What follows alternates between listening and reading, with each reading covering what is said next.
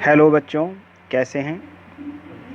आज हम क्लास 10 रसायन विज्ञान का अगला लेशन धातु एवं अधातु लेकर आए हैं। इस लेशन का ये पहला पार्ट है। इसमें हमने बच्चों को कैसे लिखना है ये पूरा डिटेल दे दिया है। इसमें एक कॉलम बना लिया है, इधर की तरफ जो भी कुछ लिखा है ये सब बच्चे लिखेंगे और समझने के लिए एक अलग कॉलम बना लिया गया है, इसमें बच्चे समझेंगे। और ये जो वीडियो है ये आपको YouTube channel Shiv crazy chemistry tricks में मिल जाएगी और वहीं पर सारी वीडियो आपको स्टेप बाय स्टेप मिलती रहेंगी। तो आइए शुरू करते हैं ये लेशन धातुएं एवं अधातुएं।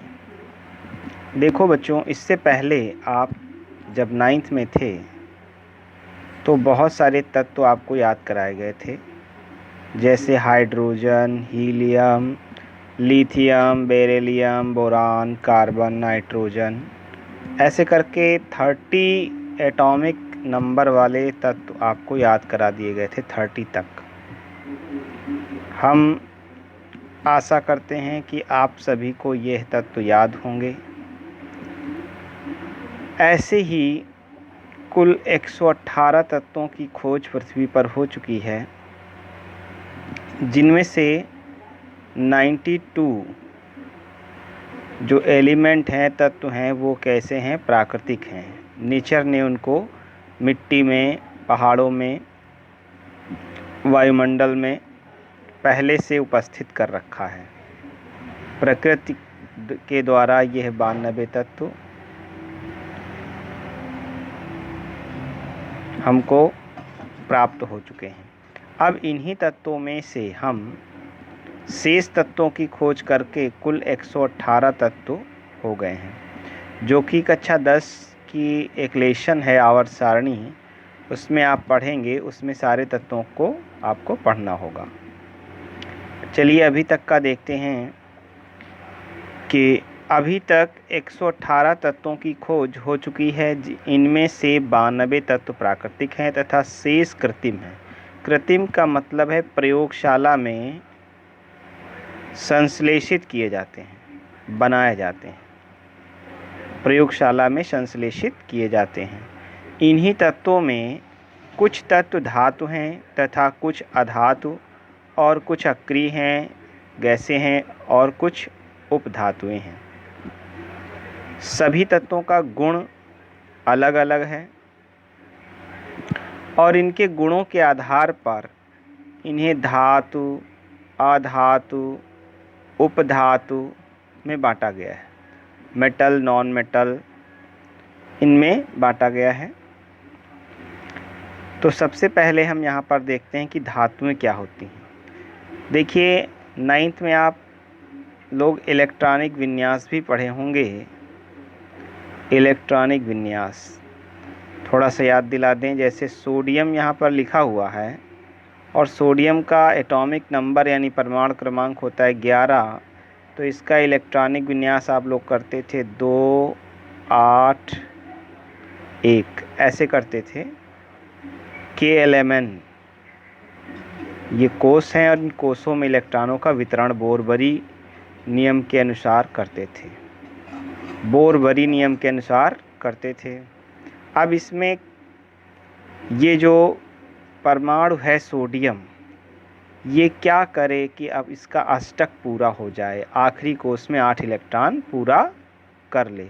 तो ये 1 इलेक्ट्रॉन क्या कर दे, हटा दे या त्याग दे। क्या कर दें, त्याग दे। तो ये Na+ बनाएगा। ये प्लस क्यों बनाता है, इसकी भी जानकारी हमने आप लोगों को दी थी कि प्रत्येक परमाणु का एक नाभिक होता है। नाभिक के चारों तरफ दीर्घवृत्ताकार कक्षाएं होती हैं, कक्षाएं होती हैं, और इन कक्षाओं में इलेक्ट्रॉन घूमते रहते हैं। और नाभिक के अंदर क्या होते हैं, प्रोटॉन प्लस न्यूट्रॉन। जितने प्रोटॉन नाभिक के अंदर होते हैं उतने ही इलेक्ट्रॉन नाभिक के बाहर चक्कर लगाते हैं।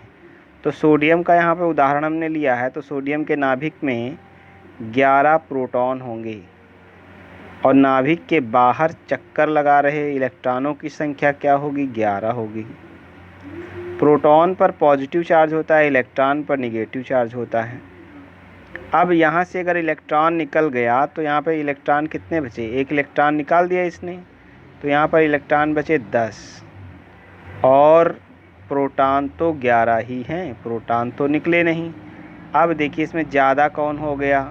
प्रोटॉन ज़्यादा हो गया। कौन से चार्ज वाला पार्टिकल ज़्यादा है? धन चार्ज वाला पार्टिकल ज़्यादा है, इसलिए ये Na के ऊपर एक प्लस चार्ज आ जाता है। ऐसा जो जो एलिमेंट करेगा, जो जो तत्व ऐसा करेगा, वो सब क्या होंगे? धातु होगा। अर्थात धातु की जो परिभाषा है वो क्या है? धातुएं इलेक्ट्रॉन त्याग कर धन आयन बनाती हैं, धन आयन बनाती हैं, पॉजिटिव आयन बनाती हैं। कौन कौन से पॉजिटिव आयन? यहाँ पर आप देख सकते हैं कि सोडियम, ये भी तो उदासीन परमाणु था। क्या था? उदासीन परमाणु। और उदासीन परमाणु सोडियम, इसमें से इलेक्ट्रॉन निकला नहीं है, ना अभी कुछ आया है। 11 परमाणु 11 प्रोटॉन और 11 इलेक्ट्रॉन इसमें हैं। एक इलेक्ट्रॉन त्यागने के बाद देखिए एक इलेक्ट्रॉन इधर निकल आया है, तो ये Na पॉजिटिव हो जाएगा। इसको हम कहेंगे आयन। क्या कहेंगे? Sodium ion. इसको सोडियम परमाणु कहेंगे, इसको सोडियम आयन कहेंगे। ऐसे इसी तरह से इसको कैल्शियम परमाणु कहेंगे, उदासीन परमाणु, और इसको कैल्शियम आयन कहेंगे। इसमें से कितने इलेक्ट्रॉन निकले? 2। कैल्शियम का देख लें, यहाँ पर कैल्शियम का 20 होता है, तो 2 8 8 2 इस तरह से आएगा। तो जब इस तरह से आएगा 2 इलेक्ट्रॉन ये डोनेट करेगा, हटा देगा, तो इस पर डबल प्लस चार्ज आ जाएगा। जितने इलेक्ट्रॉन डोनेट करे, जितने इलेक्ट्रॉन त्यागे, उतने पॉजिटिव चार्ज आ जाएंगे। तो ये एल्युमिनियम परमाणु है और इस पर प्लस चार्ज आ गया, तो एल्युमिनियम आयन हो गया। अर्थात जो परमाणु इलेक्ट्रॉन को त्यागेगा तो उस पर पॉजिटिव चार्ज आ जाएगा और वो सब क्या कहलाएंगे? धातु कहलाएंगे। अर्थात धनायन बनाने वाले परमाणु क्या कहलाएंगे? धातु कहलाएंगे। आइए देखते हैं कौन कौन से परमाणु हैं जो धातु कहला रहे हैं। सोना है Au, चांदी Ag, तांबा Cu, लोहा Fe, calcium Ca, zinc Zn, mercury Hg, tin Sn, Sn और ये Hg, ये सभी जो है पॉजिटिव आयन बनाते हैं। इन सभी को आपने देखा होगा विद्युत रासायनिक श्रेणी में, और आयन जब पढ़ाए गए थे तो आयनों में आपने धनायन को अलग पढ़ा था। वो सब जो है धातु कहलाएंगे। यहाँ पर एक पॉइंट ये लिखा हुआ है कि वे तत्व जो इलेक्ट्रॉन त्याग कर आसानी से धनायन बनाते हैं। इसको समझने की बहुत ज़्यादा ज़रूरत है। आसानी से, कुछ लोग आसानी से धनायन नहीं बनाते, फोर्स लगाना पड़ता है उन पर, ज़बरदस्ती उनसे इलेक्ट्रॉन निकलवाया जाता है, तब वो पॉजिटिव बनते हैं। तो उनको हम इस धातु की श्रेणी में नहीं रखेंगे। ये बात आगे चलकर कंफर्म होगी। अब आइए पढ़ते हैं अधातु, नॉन मेटल। इसका जस्ट विपरीत, जैसे सोडियम ने इलेक्ट्रॉन त्यागा था तो अधातुएं क्या करेंगी? इलेक्ट्रॉन ग्रहण करेंगे। यहाँ पर एक क्लोरीन का उदाहरण लिया गया है। क्लोरीन का परमाणु क्रमांक है 17। इलेक्ट्रॉनिक विन्यास करेंगे 2 8 7। अब देखिए इसका ऑक्टेट पूरा होने में कितने इलेक्ट्रॉनों की कमी है। यहाँ पर 1 इलेक्ट्रॉन की कमी है, तो ये क्लोरीन किसी दूसरे परमाणु से 1 इलेक्ट्रॉन ग्रहण कर लेगा, एक्सेप्ट कर लेगा।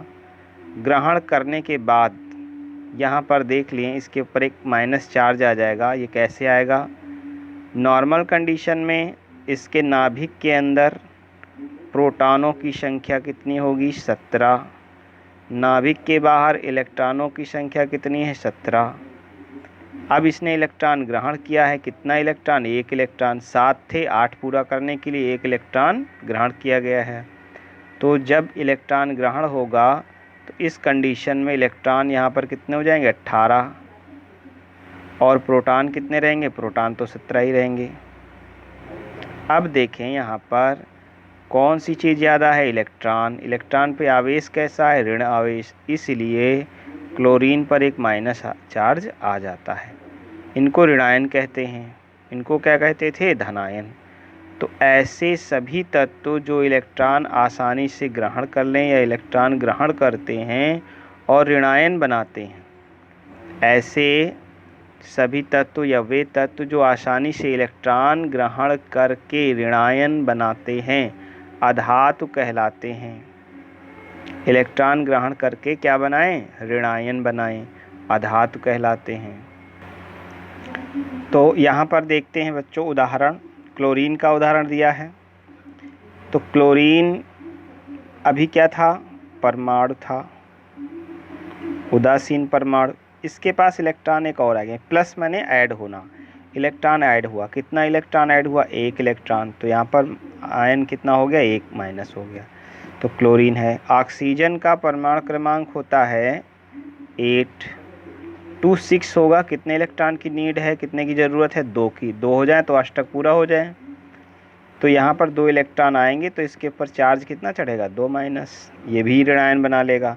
नाइट्रोजन का होता है 725। कितने की नीड है? 3 की। 5 त्यागने से अच्छा क्या है? 3 ग्रहण कर ले और ग्रहण करके ऋणायन बना ले। 3 इलेक्ट्रॉन इसने क्या किए? ग्रहण कर लिए। तो ये क्या होगा? ऋणायन हो गया। तो ये सब क्या कहलाएंगे? आयन कहलाएंगे।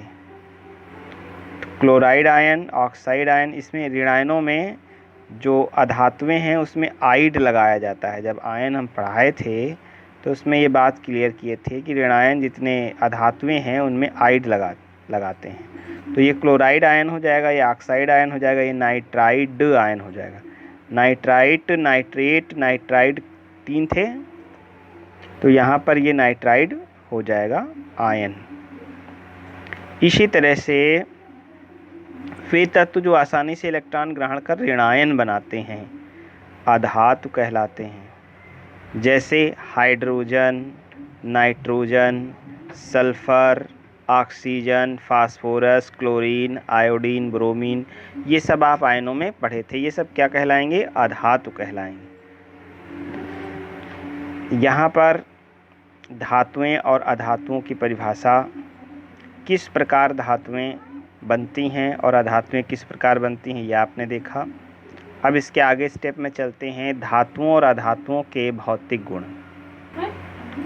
देखो बच्चों, यहाँ पर धातुओं तथा अधातुओं के भौतिक गुणों का तुलनात्मक अध्ययन, ये अध्ययन अलग अलग भी हम लोग कर सकते थे, लेकिन तुलनात्मक अध्ययन ज़्यादा समझ में आ रहा है, इसलिए इसको समझने में आसानी भी है, इसलिए हम इसको तुलनात्मक अध्ययन करवा रहे हैं। इसमें पहले से लिख रखे हैं, एक एक टॉपिक को अच्छे से समझ लें। भौतिक गुण क्या होते हैं? रंग, चमक, चालकता, गलनांक, क्वथनांक, तन्यता, आघात वर्धनीयता, ये सारे भौतिक गुण होते हैं और इनका तुलनात्मक अध्ययन होगा तो आसानी से समझ में आ जाएगा। आइए देखते हैं। सबसे पहले भौतिक अवस्था, धातुओं की भौतिक अवस्था और अधातुओं की भौतिक अवस्था कैसी होती है। तो यहाँ पर लिखा है सामान्यतः धातुएं कैसी होती हैं? ठोस होती हैं, लेकिन इसमें कुछ अपवाद भी है। जैसे पारा जो धातु है ये सामान्य ताप पर क्या होती है? द्रव होती है। लगभग सभी धातुएं ठोस होती हैं। और अधातु की यदि बात करें तो अधातुएं ठोस, द्रव, गैस तीनों अवस्थाओं में पाई जाती हैं। ठोस भी होती हैं कुछ द्रव होती हैं, कुछ गैस होती हैं। अब आइए बात करते हैं चमक की। धातुएं हमेशा चमचमाती रहती हैं, चमक होती है इनमें। और अधातुओं में चमक नहीं होती है। लेकिन इसका भी एक अपवाद है, आयोडीन। आयोडीन में चमक होती है। तो धातुओं में चमक होती है, अधातुओं में चमक नहीं होती है आयोडीन को छोड़कर। पारदर्शिता क्या है? देखिए, पारदर्शिता 3 प्रकार की होती है। एक पारदर्शी जिसके आर पार देखा जा सके, वो पारदर्शी होती है। और एक होती है अपारदर्शिता। अपारदर्शिता, अपारदर्शिता का मतलब इसके आर पार देखा ना जा सके। और एक होता है पारभासी।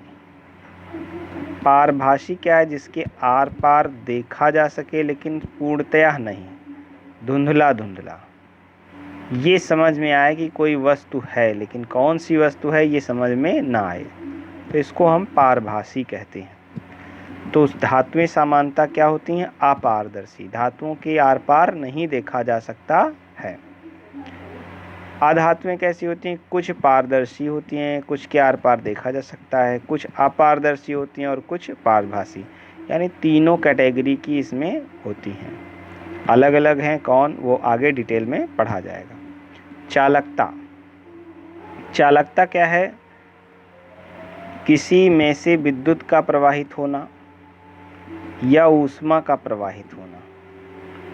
आप 6, 7, 8 में पढ़े होंगे ऊष्मा का संचालन। यदि कोई लोहे की एक छड़ ले लें और एक सिरे को गर्म करें तो दूसरा सिरा भी गर्म हो जाता है।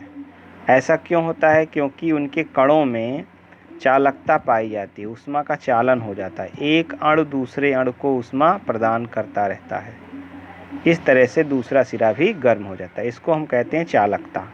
तो जो धातुएं होती हैं वो बिजली भी अपने में से होकर गुजरने देती हैं। इधर तार लगा दिए और यहाँ छुए तो करंट आपको लगेगा, या यहाँ तार लगा के आप दूसरा कोई ऑब्जेक्ट जला सकते हैं या चला सकते हैं। तो इसको हम कहते हैं विद्युत चालकता या ऊष्मा की चालकता। धातुएं जितनी भी होती हैं वो विद्युत और ऊष्मा की सुचालक होती हैं, अच्छी चालक होती हैं। इसीलिए तार वगैरह धातुओं के बनाए जाते हैं। कॉपर का तार आपने देखा होगा बना है।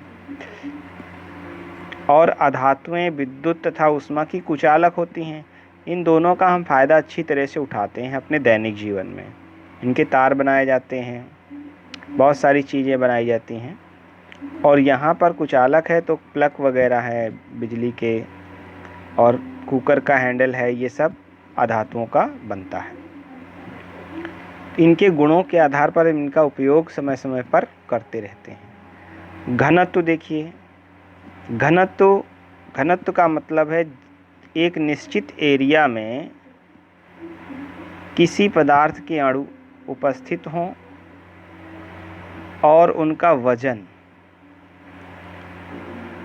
इन दोनों का यदि हम कंपैरिजन करेंगे तो ज़्यादा जो होगा उसका घनत्व ज़्यादा होगा, जो कम होगा उसका घनत्व कम होगा। मान लीजिए ये 2 डिब्बे हमने एक साइज के डिब्बे लिए हैं, एक में हमने लोहा भर दिया है या रेत भर दी है और दूसरे में रुई भर दी है। तो रुई का जो भार है वो कम होगा और बालू रेत का भार ज़्यादा होगा, या लोहे का भार ज़्यादा होगा। तो हम कह सकते हैं कि इसका घनत्व अधिक है और इसका घनत्व कम है। तो यहाँ पर धातुएं जितनी भी होती हैं उनका घनत्व उच्च होता है, यानी इनके अणु बहुत पास पास होते हैं। अधातुओं का घनत्व कम होता है, इनके अणु थोड़ा दूर दूर होते हैं। गलनांक की यदि बात करें तो गलनांक आप लोग पढ़ चुके हैं पहले।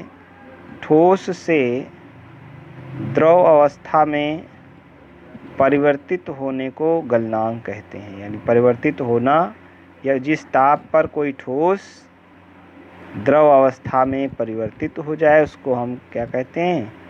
गलनांक। और इस प्रक्रिया को क्या कहते हैं? गलना। ये सब पढ़ चुके हैं आप लोग 9th में। तो गलनांक इनके क्या होते हैं? उच्च होते हैं, यानी बहुत ज़्यादा टेम्परेचर देना पड़ेगा तब ये ठोस से द्रव में परिवर्तित होंगे। अत्यधिक टेम्परेचर इनको चाहिए, बहुत ज़्यादा ऊष्मा लगेगी। और अधातुएं इनको कम ऊष्मा दे करके हम इनको पिघला सकते हैं, गला सकते हैं। तन्यता की बात की जाए, तन्यता क्या है? किसी पदार्थ को पिघलाकर या खींचकर उनका तार बनाया जा सके, पतला लंबा, टूटे ना। तो ये तार जब बन जाए तो इस प्रक्रिया को, इस गुण को, तार बनाने की इस गुण को तन्यता कहते हैं। जिसका बन जाए तार उसमें तन्यता पाई जाती है, जिसका तार ना बने उसमें तन्यता नहीं पाई जाती है। तो धातुओं में प्रायः तन्यता का गुण पाया जाता है। जैसे सोना एक धातु है और सोना एक धातु है और इस धातु का 1 ग्राम अगर हम ले सोने का, तो इससे 2 किलोमीटर लंबा तार खींचा जा सकता है, बहुत पतला। तो सबसे ज़्यादा तन्यता का गुण सोने में होता है। और अधातुओं में तन्यता का गुण नहीं पाया जाता, ये टूट जाएगी। जैसे इसका तार खींचना चाहेंगे आप तो ये तुरंत टूट जाएगी, छोटे छोटे टुकड़ों में अलग हो जाएगी। और लोहा, तांबा, कॉपर, ये सारे तत्व जो हैं, ये धातुएं जो हैं, इनमें गुण होता है तन्यता का, इनके तार आसानी से खींचे जा सकते हैं। अब आइए आघात वर्धनीयता। तन्यता का मतलब समझ में आ गया। अब देखते हैं आघात वर्धनीयता। आघात माने होता है चोट करना किसी वस्तु पर चोट करना, और वर्धनीयता का मतलब है वृद्धि होना। कोई टुकड़ा यहाँ पर रख लें और इस पर हथौड़े से चोट करें धातु के टुकड़े को, तो ये धीरे धीरे फैल कर इस प्रकार का हो जाएगा। और कुछ पदार्थ ऐसे होते हैं जिन पर अगर हम हथौड़े से प्रहार करें तो वो छोटे छोटे टुकड़ों में टूटकर अलग हो जाता है। इसको हम कहते हैं भंगुरता। किसी पर हथौड़े से चोट किया किसी पदार्थ पर और वो टूटकर छोटे छोटे कणों में बिखर गया, इसको हम भंगुरता कहते हैं। और यदि किसी पदार्थ पर हथौड़े से चोट करते हैं तो धीरे धीरे वो फैलता रहता है और टूटता नहीं है, इसको हम कहते हैं आघात वर्धनीयता। आघात वर्धनीयता। तो जो धातु होते हैं वो इस गुण को प्रिफर करते हैं, आघात वर्धनीय होते हैं। धातु कैसे होते हैं? आघात वर्धनीय होते हैं। इनको चोट करने पर ये अपने आयतन में प्रसार कर लेंगे, फैलने लगेंगे। और अधातुएं कैसी होती हैं? अधातुएं भंगुर होती हैं। जैसे बच्चों बेसन का एक लड्डू लें और उसको ज़मीन पर डाल दें तो तुरंत अपने छोटे छोटे कणों में वो टूट जाता है, इसको हम कहते हैं भंगुरता। तो अधातुएं कैसी होती हैं? भंगुर होती हैं। धातुएं कैसी होती हैं? आघात वर्धनीय होती हैं। तो बच्चों इस वीडियो को अच्छे से देखें, ये नोट कर दिया है हमने, इसी तरह से बच्चे अपनी कॉपी पर इसको नोट कर लेंगे और इससे आगे वीडियो हम कल फिर बना देंगे। इतना पढ़ें और पढ़ने के बाद समझें अच्छे से, और समझने के बाद इसको कॉपी पे नोट कर लें।